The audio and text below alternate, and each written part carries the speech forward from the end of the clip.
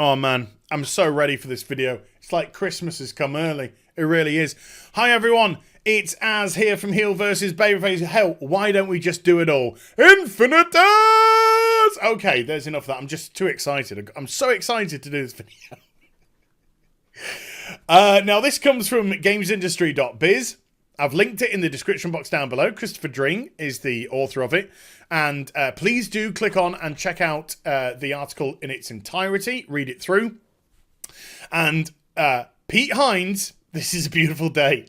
Pete Hines has actually decided to break his silence on Fallout 76. Oh, happy, happy day. And do you know what, folks? Do you know what?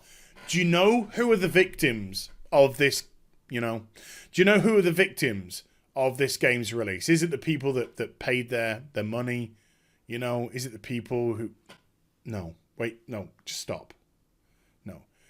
The victims, according to Pete Hines, are Bethesda. Bethesda are the victims!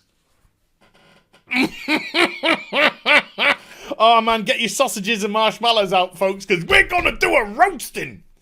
We're going to do a roasting. So, there's a new narrative which Bethesda are trying to run with at the moment. And we got a first glimpse of it at E3. And the new narrative is The Elder Scrolls Online, which comes under the company banner of ZeniMax. That was a game that came out with a lot of problems, but look at it now. Everyone loves it. It's beloved. It's a great game. People are flocking to it. And that's what they're trying to do. They're trying to pin together, they're trying to make the narrative that if The Elder Scrolls Online can turn around, Fallout 76 can turn around. There's only one huge problem. And that problem is, when The Elder Scrolls came out, yeah, it had huge problems. It absolutely had huge problems. It had terrible bug issues. Broken quests, a lot of stuff broken, a lot of stuff buggy. And then on top of that, it had a really, really bad monetization scheme. They had a ridiculously high subscription fee, much more than a World of Warcraft at the time. And World of Warcraft was substantially more popular. So to try and take on a rival by going... Anyway, that in itself was ridiculous. On top of that, they crippled the way that you could earn gold in the game itself to try and get people to go to the cash shop. So they were asking you to buy the game, subscribe to the game, and then go to the cash shop regularly to buy shit from their digital store. It was a terrible, disgusting system. I was done with it after the first 30 days. I just let my 30 days run out and I was done. But there was one thing that the Elder Scrolls had in abundance, and that was content. They had a great world with great lore, great characters, great questing, delves, dungeons, raids, public dungeons, maybe. And I thought maybe they came later. Crafting systems, treasure hunting. Loads of different things to actually get involved with. So they had the fundamentals of the game right. They had everything established. And then when they brought Tamriel Unlimited along a couple of years down the line, boy, that just blew the game out of the water. You can go anywhere you want, any zone, not restricted by faction anymore, and everything was scaled to you. Brilliant. Got the whole phasing issue sorted with people, so you could actually play with your friends at last. They got a lot of things sorted. So, but fundamentally, they had it all there. Fallout 76 doesn't. It doesn't have the fundamentals of the game right one bit. It's broken, it's buggy, it's empty. The UI is just the transplanted single-player game UI. It's not even thought about from an online perspective in any way, shape, or form. There's no bloody content for you to do, hardly. Barely a thing for you to truly get involved with in this huge world, apparently.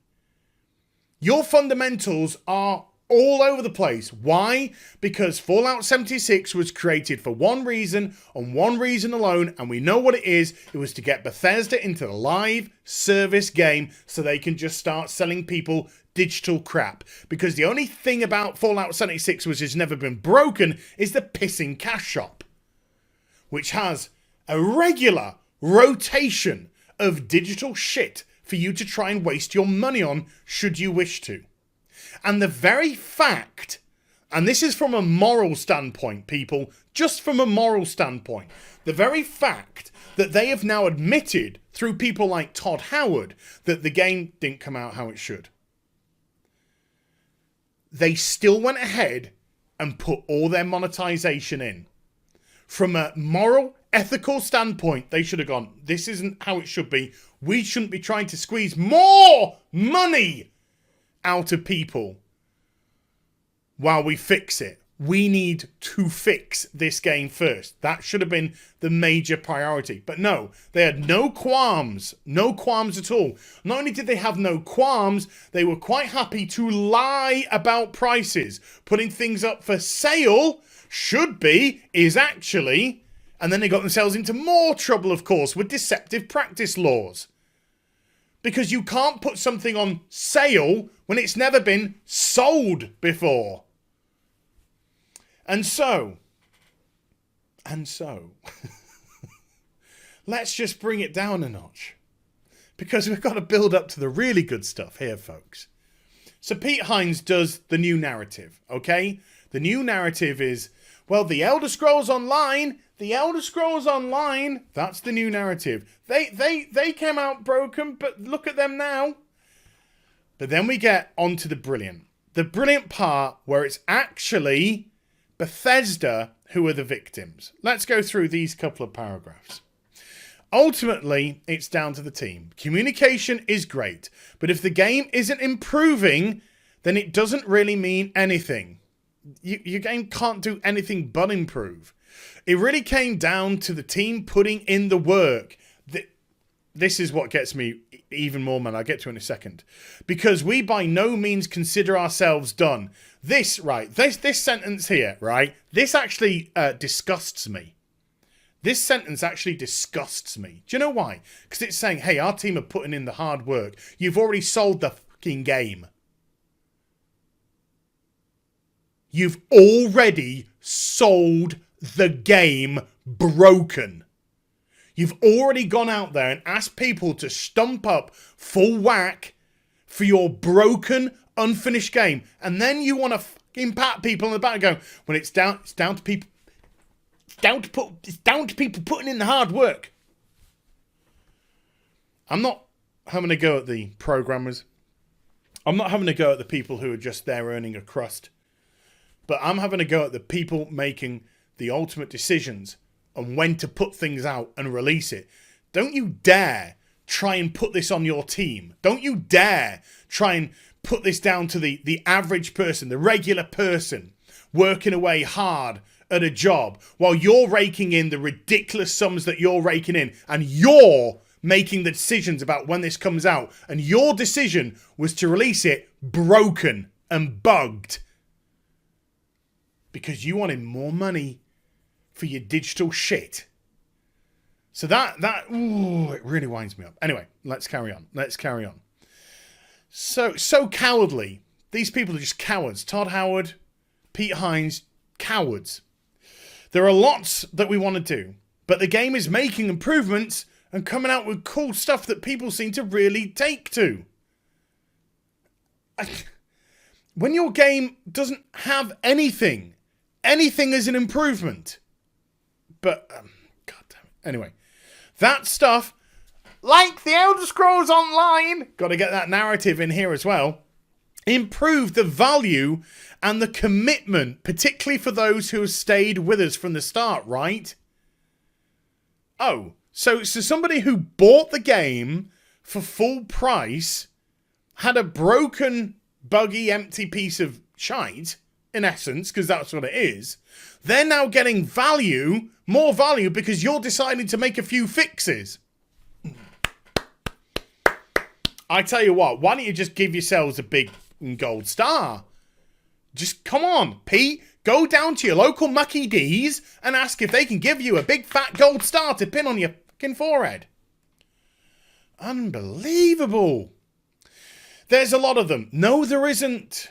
No, there isn't. But you gotta have the false narrative that people are playing when they're not. And they not... Here we come, folks. This is the beauty. And they not only stuck with us when we were dealing with problems and issues. Oh, we had a few problems, we had a few issues. But also stuck with us when it was very popular and trendy to kick us when we were down and pile on Fallout 76s.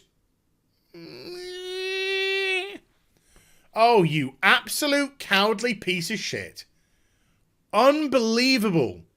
They stuck to their guns and weren't swayed by people. The nasty people. What an absolute coward this guy is. Instead of actually having a set, instead of actually having a set and coming out and apologizing, instead of actually having a set and coming out and saying, this is not good enough. This is not the quality that we expect from this studio. We have let you down. And we understand that we've let you down. Instead of having the fortitude, no, let's turn ourselves into the victims.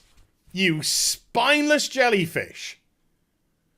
Unbelievable. It's us who are the victims, not the people that paid full price for the game, not the people who bought the collector's edition to open up and find they had a nylon piece of tat in there because you couldn't be bothered to make a canvas one, even though you'd given a bunch of free canvas bags and a load of goodies to your shills so they could come onto YouTube and lie for you. Not only that, not only did you lie about the sale prices in your digital store that got you into legal trouble, so did the canvas bags, by the way. This is the only reason, folks, why they actually capitulated. They had to legally. Same with the digital store with the sale items. They had to adjust that for legal reasons because it wasn't legal what they were doing. Then they had the rum. The people that bought your rum where you showed it off and it looked like a nice frosted glass and it actually turned out to be plastic tat which didn't even pour the fucking rum properly because it was so badly designed that the weight of the rum didn't hold into the product. No. None of those people that paid for the game, supported the game, have supported Bethesda, have bought any of the Bethesda 76 products, none of that. Bethesda are the victims.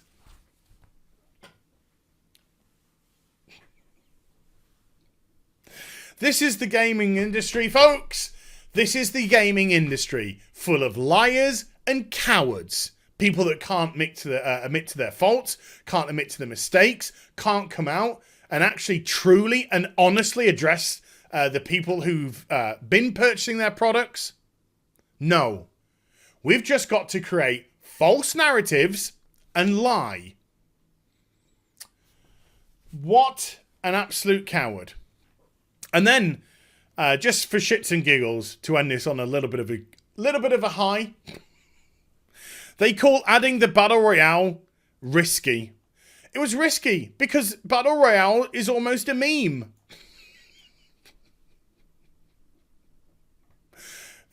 We went with the absolute safest thing possible and we're going to call it a risk. But people are playing. Yeah, people are playing because there's nothing to do in your fucking game. Pete Hines, what a coward. What a coward. What a spineless jellyfish he is. Boy. But there you go. Well done, Bethesda. Yep, yeah, you're right. It's you who are the victims. We're the villains. You're the victims. And Fallout 76 is 5 stars out of 5, 10 out of 10. Masterpiece. Game of the Year 2018, 2019, 2020, 2021, 2022. So yeah, sincerest apologies. Get the out of here. So I hope you enjoyed the vid. If you did, do give it a thumbs up. And also subscribe to the channel. Follow me on social media and Twitch for live streaming. Links are in the description box down below. And I'll be back with some more stuff very soon. You take care. Bye for now.